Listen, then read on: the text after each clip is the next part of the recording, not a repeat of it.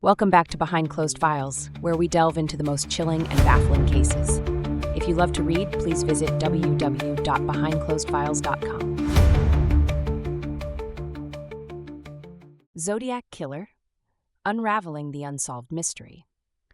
The Zodiac Killer, one of America's most infamous serial killers, emerged in the late 1960s in Northern California, primarily terrorizing the San Francisco Bay Area. The case is notable for the Zodiac's methodical nature and the way he communicated directly with the public and law enforcement, taunting them through cryptic letters and ciphers. Over a span of several months, he claimed responsibility for multiple murders, and despite extensive efforts by law enforcement, his identity remains unknown. The first confirmed Zodiac attack took place on December 20th, 1968, on a secluded road near Vallejo, California. High school students Betty Lou Jensen and David Faraday were parked in a quiet area known to be a lover's lane. At approximately 11 p.m., an unknown assailant approached their car and opened fire. Betty Lou was shot 5 times in the back as she tried to flee, while David was killed at close range as he attempted to exit the vehicle. This double homicide marked the beginning of what would become a series of brutal, unexplained murders. The next incident occurred on July 4, 1969, when Darlene Ferrin and Michael Mageau were parked in the same general area. The killer approached them similarly, opening fire through the car window. Darlene died at the scene, but Michael survived despite severe injuries and later provided descriptions of the attacker.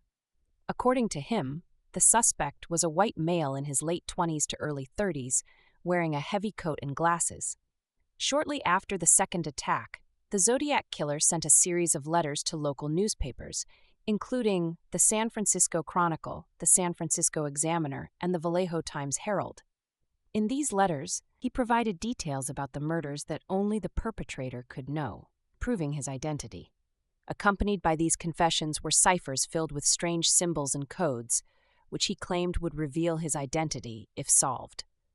On August 1, 1969, 3 letters containing parts of a cipher were sent to the papers, with demands that they be published on the front page. The Zodiac warned that if his demands were not met, he would continue his killing spree. This cipher, later known as Z408, was eventually solved by a schoolteacher and his wife, revealing a disturbing message where the killer spoke about enjoying the act of killing as it brought him power.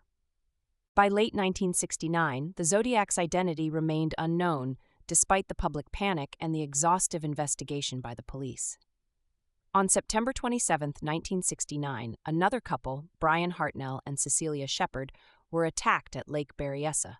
The killer, dressed in a hood and bearing the now infamous Zodiac symbol on his chest, tied them up before stabbing them repeatedly. Unlike the previous incidents, this attack was carried out in daylight, demonstrating the Zodiac's increasing boldness. Cecilia later died from her wounds, but Brian survived and provided more details to authorities. After this attack, the Zodiac called the police from a nearby payphone to report the crime himself, again taunting law enforcement. His final confirmed murder occurred on October 11, 1969, when cab driver Paul Stein was shot in San Francisco's Presidio Heights neighborhood. The killer took Stein's wallet and keys but also tore a piece of his bloody shirt, which he later mailed to the police as proof. This marked a shift, as it was the only case where the Zodiac targeted an individual outside the pattern of young couples. The Zodiac Killer's actions during this period laid the foundation for his notorious legacy. He was a methodical and confident killer who manipulated the public's fear while eluding authorities with each crime. Despite multiple witness descriptions and police efforts, he managed to escape every time. His letters continued, filled with taunts, threats, and cryptic codes, keeping both the public and law enforcement on edge as they tried to unravel the mystery behind his identity. Following the Zodiac Killer's spree in the late 1960s, law enforcement launched an extensive investigation involving multiple police departments, including the San Francisco Police Department, SFPD, and the Vallejo Police Department. Despite the killer's ability to remain elusive, detectives pursued numerous leads and suspects over the decades, some of which garnered significant attention and public speculation. The police initially faced several challenges. The Zodiac's attacks seem to have no clear pattern in location, timing, or victim profile beyond targeting couples. His letters added complexity. The ciphers and cryptic language he used were designed to mislead or taunt investigators. Over time, his taunts became more elaborate, claiming 37 victims, far more than the 5 officially linked to him. Authorities and amateur cryptologists worked relentlessly to decode the messages, but only the simplest cipher, Z408, was solved early on.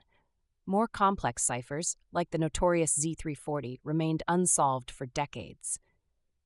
In December 2020, a team of private citizens finally cracked Z340, revealing a chilling message, confirming Zodiac's thrill from killing and his desire to taunt the police. However, the decoded message did not contain his identity, as he had previously hinted. Over the years, law enforcement considered several high-profile suspects. One of the earliest was Arthur Lee Allen, a Vallejo resident with a troubled background.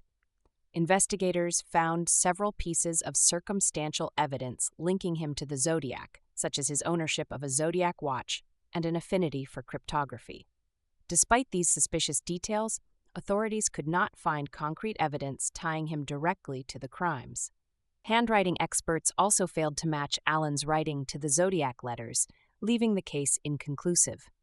Another suspect that drew public interest was Richard Gaikowski, a journalist who had worked for an anti-police newspaper in San Francisco during the Zodiac's active period.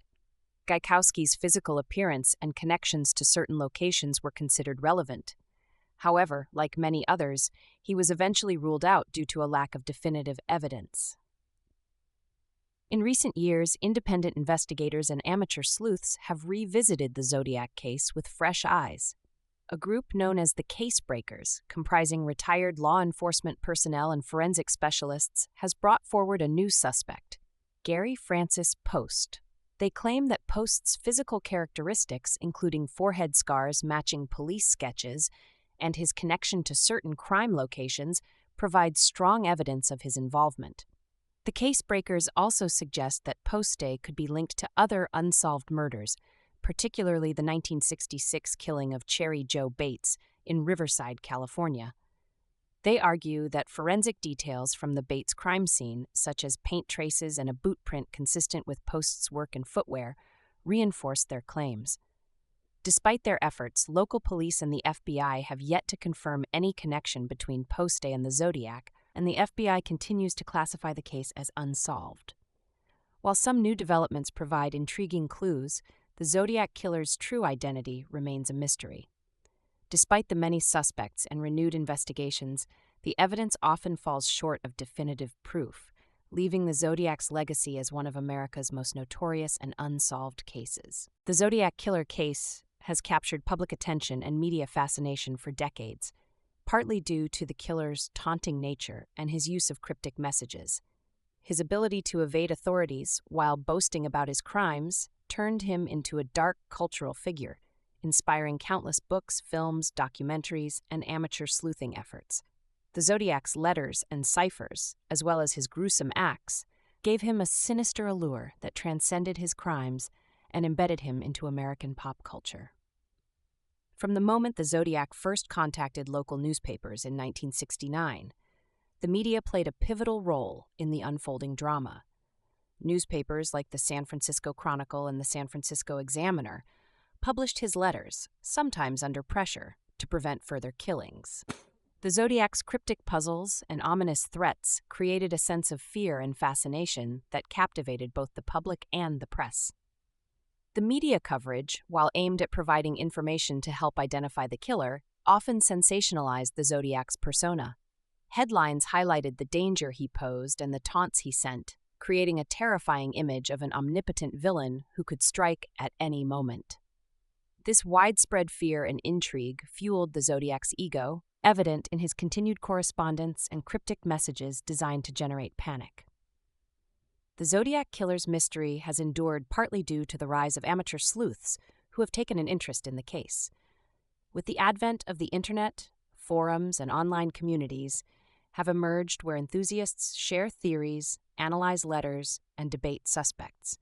These groups have contributed to renewed interest in the case. particularly when breakthroughs like the decoding of the Z340 cipher occurred. In 2020, a team of amateur codebreakers successfully cracked this cipher, revealing a chilling message from the Zodiac. But, as with previous breakthroughs, it did not provide his identity. Documentaries, podcasts, and social media accounts dedicated to cold cases have kept the Zodiac Killer's story alive in the public consciousness.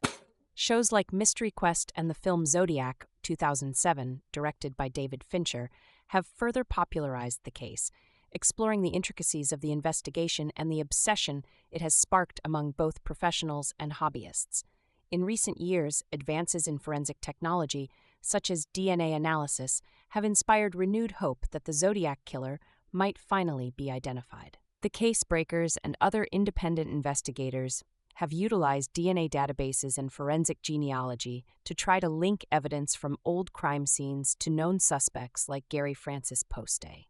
This modern approach mirrors efforts made in other high-profile cold cases, like the identification of the Golden State Killer. Despite these efforts, official channels, including the FBI and local police, have remained cautious about making definitive statements. Authorities continue to emphasize the need for credible, concrete evidence before naming any suspect as the Zodiac. The tension between independent investigators and official agencies highlights the complexities of balancing public involvement in solving crimes with maintaining the integrity of investigations. The Zodiac's ability to remain unidentified despite technological advancements and persistent public interest has only deepened his mythos. The fascination with his story endures as the public and amateur sleuths alike continue their quest for answers. The legacy of the Zodiac Killer continues to resonate due to the unresolved nature of the case and the killer's mysterious identity. The Zodiac's reign of terror in the late 1960s and his subsequent letters instilled fear, leaving a lasting imprint on both law enforcement and the public.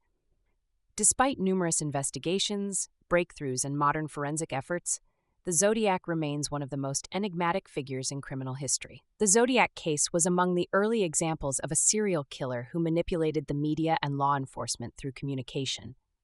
His letters, ciphers, and threats forced police agencies to develop more sophisticated methods of criminal profiling and investigation. The killer's behavior set the stage for future serial killer investigations, influencing how authorities and the FBI approached similar cases. The FBI's Behavioral Analysis Unit, BU, which would later become famous for profiling other serial killers like the BTK killer and Ted Bundy, drew lessons from the Zodiac's methods of evasion and manipulation. However, the case also highlighted the challenges law enforcement faced when dealing with such a cunning and calculating criminal. Despite the extensive resources devoted to the investigation, the Zodiac's taunting letters and random attacks made it difficult for authorities to track him down. The lack of clear forensic evidence and the limited technology of the time hindered efforts to identify and capture him. The Zodiac Killer case remains officially unsolved, with the FBI and local agencies keeping it open. Though groups like the Casebreakers and independent sleuths continue to present new suspects and theories, law enforcement insists that no definitive link has been made to any single suspect. This ongoing ambiguity fuels the public's fascination, as each new development or theory generates fresh discussions and speculations. In recent years, authorities have revisited evidence collected decades ago, applying modern forensic techniques such as DNA analysis and advanced cryptography. Despite these efforts, including a push for DNA comparisons with suspects like Gary Francis Poste, law enforcement has yet to confirm any conclusive match. As time passes, the possibility of solving the case diminishes, but the pursuit for answers persists among law enforcement, amateur sleuths, and true crime enthusiasts. The Zodiac Killer's story has become deeply ingrained in American culture, not just as a case study in crime, but as a symbol of the fear and mystery surrounding unsolved serial killings. His ability to remain anonymous while taunting the public has transformed him into a mythological figure, much like Jack the Ripper. The Zodiac's influence extends beyond true crime circles. He has inspired numerous films, television shows, and books, each exploring his identity, psychology, and motives. Movies like Zodiac 2007, directed by David Fincher, and documentaries such as The Hunt for the Zodiac Killer have kept the public's attention on the case while examining the enduring mystery. These portrayals often focus on the obsession of those who tried to solve the puzzle, highlighting the frustration and determination of law enforcement officials, journalists, and amateur investigators alike.